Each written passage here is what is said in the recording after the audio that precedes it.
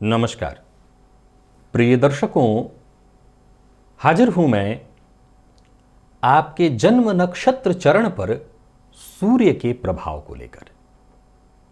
प्रिय दर्शकों, इस विशेष कार्यक्रम को लेकर के मैं पिछले सप्ताह भी आप सबके सम्मुख उपस्थित हुआ था, जब हमने चंद्रमा की चर्चा की थी। चंद्रमा जो कि 12 राशियों का भोग एक माह में पूरा कर लेते हैं, और उसमें से एक आपकी राशि होती है, आपका जन्म नक्षत्र होता है। जन्म नक्षत्र चरण पर चंद्रमा का जो समय व्यतीत होता है वो 6 घंटे का होता है। लेकिन यदि हम बात अगर सूर्य की करें तो सूर्य एक वर्ष में 12 राशियों का भोग करते हैं, जिसमें से एक आपकी राशि होती है। उसमें से आपका जन्म नक्षत्र चरण भी आता है, और उस जन्म नक्षत्र चरण पर जब गोचर में सूर्य संचरण करते हैं तो यहां पर आपको मिलता है 80 घंटा। ये 80 घंटे आपके जीवन काल के बेहद महत्वपूर्ण काल हैं। अगर आज के इस परिवेश में देखें तो नौकरी में बॉस सूर्य है, घर में पिता बॉस, घर का मुखिया जो भी है वो सूर्य है। आपके जीवन काल में जगत की आत्मा, आत्मा है सूर्य, आपका निज सेल्फ है सूर्य। सूर्य की आवश्यकता तो हर जगह है। अब जरा सोच के देखिए कि ये 80 घंटे जो आपको प्राप्त हो रहे हैं, इस 80 घंटे में क्या कुछ नहीं किया जा सकता यदि आपकी जन्म कुंडली में सूर्य अच्छी स्थिति में बैठे हैं।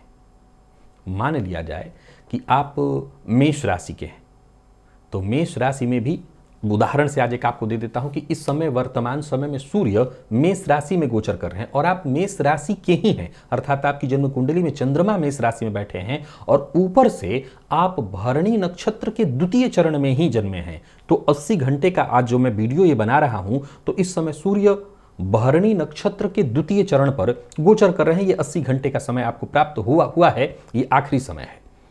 अब फिर तृतीय चरण में प्रवेश करने वाले हैं, यानी भरणी नक्षत्र के जो तृतीय चरण वाले हैं उनको कल से 80 घंटे का समय मिलेगा। ये वर्ष में केवल एक बार आपको प्राप्त हुआ।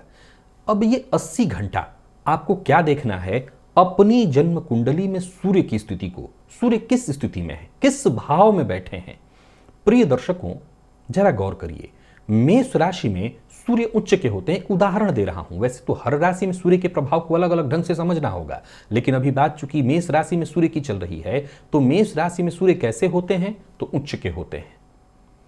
अब मान लिया जाए कि बहुत दिनों से कोई कार्य था आपका बॉस से, नौकरी में प्रमोशन ही करानी थी, स्थानांतरण ही कराना था, बॉस से किसी और मामले में अपनी बात मनवानी थी। अब जरा सोचिए कि वर्ष में एक ही बार यह मौका मिला। मैं ये नहीं कह रहा हूं कि केवल बॉस से ही संबंधित काम के लिए समय है।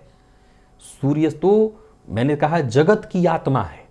हर वो बड़े से बड़ा कार्य जो आपके जीवन की दिशा और दशा को बदल सकता है, उसका निर्णय इस काल में होना चाहिए, क्योंकि आत्मविश्वास से भरा यह समय होगा जब सूर्य आपके नक्षत्र चरण से गोचर कर रहे हैं। और इस 80 घंटे के दौरान जितने भी जरूरी काम हो आप उन्हें पूरा करिए। जो सरकार से जुड़े काम हो, विशेष करके वो सभी काम जो सरकार से जुड़े हुए हों, शासन और प्रशासन से जुड़ा हुआ हो, आप उन सभी कार्यों को अगर करें तो उसमें 100% सफलता और जीत की संभावना बन जाएगी।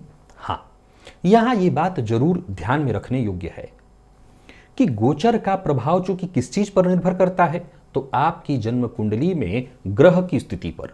अब मान लिया जाए कि आपकी जन्म कुंडली में सूर्य बेहद कमजोर स्थिति में है, अंश बल से ही कमजोर है, या नीच राशि में ही बैठे हैं, तो संभव है कि इनके इस गोचर से कोई विशेष लाभ आपको न प्राप्त हो, भले ही आपके नक्षत्र चरण से ये गुजर रहे हों, लेकिन आपके लिए कुछ खासा लाभ न मिले, बल्कि हो सकता है इस दौरान लिया गया फैसला आपके लिए गलत भी साबित हो जाए। ये तो आजमाने का विषय है। आपको आजमा करके एक बार देखना चाहिए कि ये जो 80 घंटे का समय गुजर रहा है, ये 80 घंटे आपको कैसे प्राप्त होंगे। कैलकुलेशन पिछले बार ही चंद्रमा के बारे में जब मैं बता रहा था तो आपको बता दिया था। इसे भी आप एक बार कर सकते हैं। एक राशि पर सूर्य का जो समय होता है वो 30 दिन का होता है।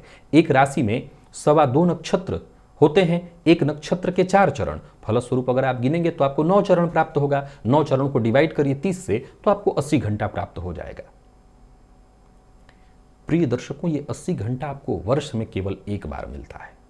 और मैं समझता हूं कि अगर आप ज्योतिष के प्रेमी हैं तो ज्योतिष ये खेल ही है काल का, समय का। समय का ज्ञान अगर व्यक्ति को हो जाए और समय को साथ लेकर के समय को साध कर अगर चले तो एक व्यक्ति हजारों पर भारी भारी पड़ता है। ये मैं नहीं, ये शास्त्र कहता है। तांबा लादे सोना होए। सही समय में, सही मुहूर्त में, सही काल में अगर फैसला लिया जाए तो तांबा लाद कर चलो और सोना लेकर लौटो। ये रिजल्ट होता है, यही है ज्योतिष। तो आप सभी अपनी जन्म कुंडली को खोलिए और देखिए कि आपका जन्म नक्षत्र चरण कौन सा है, आपकी राशि पर सूर्य कब आएंगे, उस समय का इंतजार करिए। वर्ष में अगर आपकी जन्म कुंडली में सूर्य बली स्थिति में है तो उस समय का इंतजार करिए। उस समय विशेष में जितने भी वो जरूरी काम हो, एक उदाहरण से लीजिए, आज के इस परिवेश में कई बार एक समय रहा कि पता नहीं, माता पिता से तो किसी को कष्ट नहीं होता था, अब तो माता पिता से भी हो रहा है। पिता ही हैं, संपत्ति को लेकर के विभाजन में उनसे गलती हो रही है, वो आपको नहीं देकर के बाकियों में बांटना चाहते हैं। कई बार ऐसे प्रश्न आते हैं। मैं इस पर ज़्यादा कुछ पारिवारिक मसला है नहीं कुछ कहना चाहता, लेकिन अगर आपकी जन्म कुंडली में सूर्य, चूंकि ये हो रहा है तो कहीं ना कहीं सूर्य पीड़ित भी है, तो भी आप एक बार क्यों न इस 80 घंटे को आजमाएं और आजमा करके देखें कि उन 80 घंटों में यदि आप अपने पिता के संपर्क में आते हैं जबकि सूर्य आपके नक्षत्र चरण से गुजर रहे हैं तो आपके लिए कैसा हो रहा है। आप जब अपने पिता से अपनी बात कह रहे हैं तो पिता का रिएक्शन कैसा हो रहा है, उनके ऊपर कैसा प्रभाव पड़ रहा है। याद रखिएगा कि ये समय विशेष का प्रभाव ही देखना होगा। अगर सूर्य आपकी कुंडली में थोड़ा भी बल पा रहे हों, अभी तो ज्योतिषी देखेगा तो बता सकेगा कि सूर्य आपकी कुंडली में कैसी स्थिति में है। अगर आप मेरे दर्शक हैं तो लगभग सूर्य की स्थिति को तो आप समझ ही गए होंगे। मेरे कार्यक्रम इतने सारे देख रहे हैं तो जान ही गए होंगे कि सूर्य की स्थिति आपकी कुंडली में कैसी है। सूर्य पर पाप ग्रह की दृष्टि है या सूर्य पर शुभ ग्रह की दृष्टि है, सूर्य जिस भाव में बैठे हैं इतना तो आपको समझ होगा ही। अगर सूर्य शुभ ग्रह इत्यादि से दृष्ट हैं और जब आपके नक्षत्र की बारी आती है, नक्षत्र चरण की बारी आती है, तो उस समय के लिए पूरी तरह से तत्पर हो जाइए, तैयार हो जाइए, कमर कस करके तैयार रहिए। और याद रखिएगा ये वो समय होगा जिससे समय में चाहे कोर्ट कचहरी से संबंधित काम हो, सरकार से जुड़ा, शासन प्रशासन से जुड़ा, सूर्य से संबंधित हर वो काम किया जा सकता है और उसके 100% सफलता की गारंटी होने वाली है इस समय में। तो आप एक बार इस समय को आजमाइए और सूर्य के इस 80 घंटे को याद रखिए। और ये भी याद रखिए कि आपकी बारी कब आएगी। अभी वर्तमान में उन सभी लोगों की बारी चल रही है जो भरणी नक्षत्र में जन्मे हुए हैं, विशेषकर भरणी नक्षत्र के द्वितीय और तृतीय चरण की बारी कल से है। आपको 80 घंटे मिलेंगे, आप जरूर आजमा करके इस समय को देखिए। आज के लिए बस इतना ही, इजाजत दीजिए, पुनः मुलाकात होगी। तब तक के लिए नमस्कार।